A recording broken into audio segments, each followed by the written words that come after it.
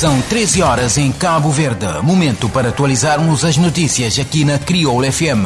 Crioula News. Muito boa tarde, caros ouvintes. Crioula News já está no ar e vamos às notícias que marcam a atualidade desta quarta-feira. Crioula News. Títulos. Polícia Judiciária queima 5,6 toneladas de cocaína apreendidas em alto mar. Profissionais do saneamento de Santa Cruz manifestam-se pedindo reajuste salarial. Olavo Correia garante que o governo está a trabalhar de forma engajada para eliminar a pobreza extrema em Cabo Verde. INE lança quarto inquérito às despesas a receitas familiares para avaliar nível de pobreza em Cabo Verde.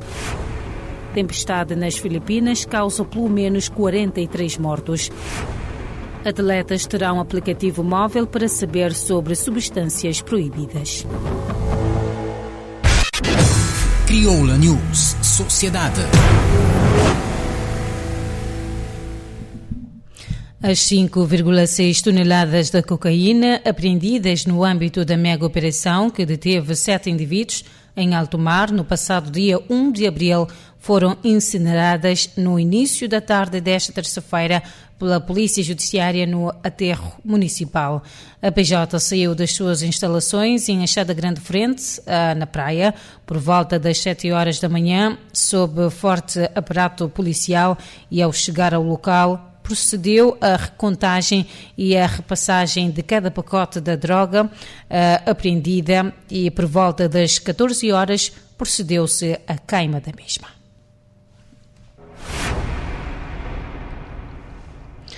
Os profissionais do saneamento da Câmara Municipal de Santa Cruz, no interior de Santiago, manifestaram-se esta terça-feira em frente aos passos do Conselho, em Pedra Badejo, para pedirem reajuste salarial de 11 para 15 mil escudos.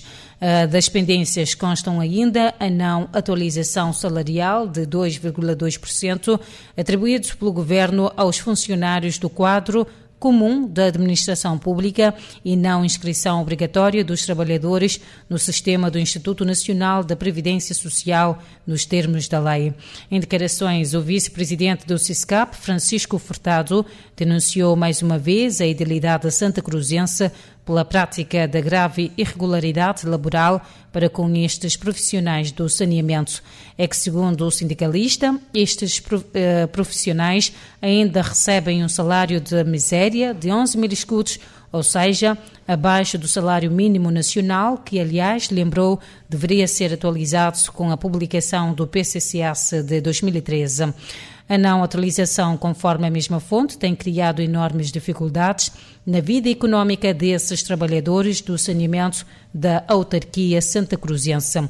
Entretanto, segundo ele, como estratégia sindical, não vão adiantar qual das 3 formas de luta vão adotar, tendo dado a idilidade até esta quarta-feira 13 para se pronunciar sobre as reivindicações dos trabalhadores do saneamento. O Ministério da Saúde informou que Cabo Verde registrou nas últimas 24 horas um caso positivo da Covid-19, num total de 326 amostras analisadas, pelo que o país passa a contabilizar 55.974 casos positivos acumulados, 9 casos ativos, 55.512 casos recuperados, 401 óbitos e a taxa de positividade diminuiu para 0,3%. Crioula News. Política. O ministro das Finanças, Olavo Correia, assegurou que o governo está a trabalhar de forma engajada para, em 2026, alcançar a meta do objetivo mágico, ou seja, a eliminação da pobreza extrema em Cabo Verde. Olavo Correia fez essas considerações à imprensa no âmbito do diálogo de alto nível realizado com a embaixadora da União Europeia sobre o contributo do apoio orçamental financiado pela União Europeia 2021 a 2024 para a realização dos objetivos governamentais de erradicação da pobreza extrema em 2026 e o apoio às energias renováveis. Em segundo lugar, vai permitir, de acordo com o governante, uma penetração das energias renováveis de 50% na rede até 2030. Olavo Correia sublinhou que tem a ver também com a construção de um país que seja mais verde, resiliente, inclusivo, sustentável, sobretudo agora com a crise energética. Por último, vai, conforme Olavo Correia, permitir a estabilidade macroeconómica, que considera ser fundamental para Cabo Verde. Neste sentido, assegurou que o governo está a trabalhar de forma engajada, com apoio de parceiros, para que essa meta possa ser concretizada e que em 2026 possam entregar esta meta a Cabo Verde e orgulhar-se de um país que eliminou a pobreza extrema. Para a embaixadora da União Europeia em Cabo Verde, Carla Grijó, este diálogo de alto nível sobre o programa de apoio orçamental em curso é importante para fazer o ponto de situação em relação ao desempenho, de modo que as próximas tranches de desembolso estejam as mais próximas possíveis do valor máximo. Por outro lado, se informou que a delegação da União Europeia está à procura de outras fontes de financiamento que possam ajudar Cabo Verde a manter o rumo relativamente aos seus objetivos estratégicos. Crioula News Economia. O Instituto Nacional de Estatística lançou na praia o projeto do quarto inquérito As Despesas e Receitas Familiares 2022 para avaliar e medir o perfil da pobreza no país após a pandemia da Covid-19.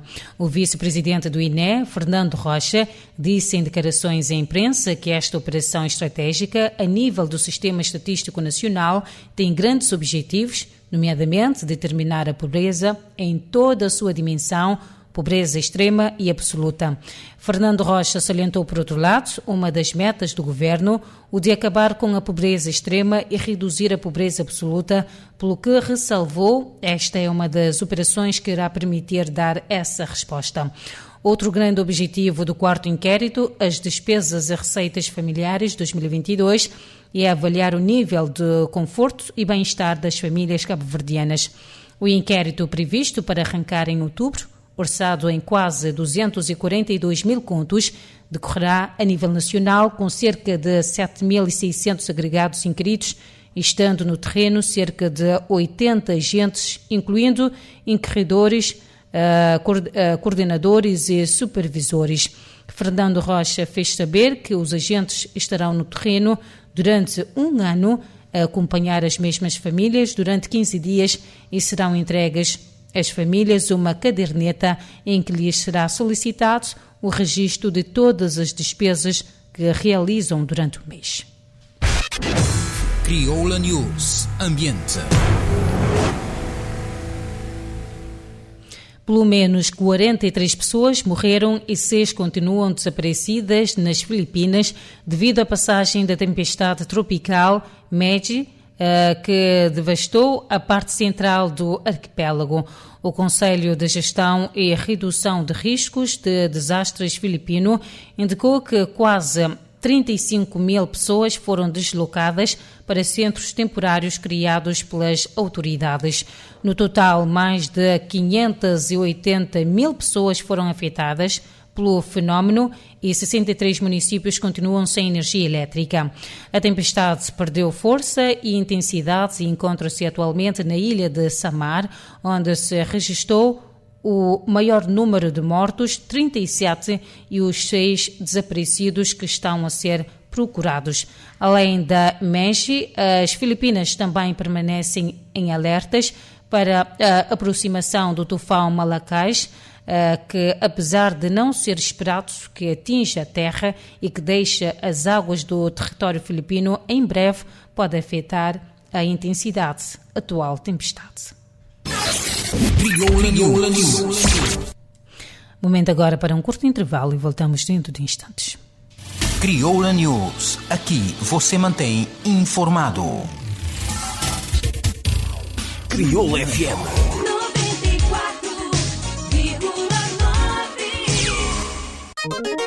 Já bucunche aplicativo de Crioula FM? Fica para dentro de notícias, eventos, programação, novidade musical, página de Facebook e outras informações na boa rádio preferido. Download é gratuito e está disponível na Apple Store para iPhone e na Google Play para Android. Baixa agora e aproveita. Crioula FM. Bom rádio. Crioula FM. Era tudo o que você queria. Crioula News. Renovados os votos de boa tarde, momento agora para a atualidade internacional e desportiva. Crioula News Internacional. Mais de militares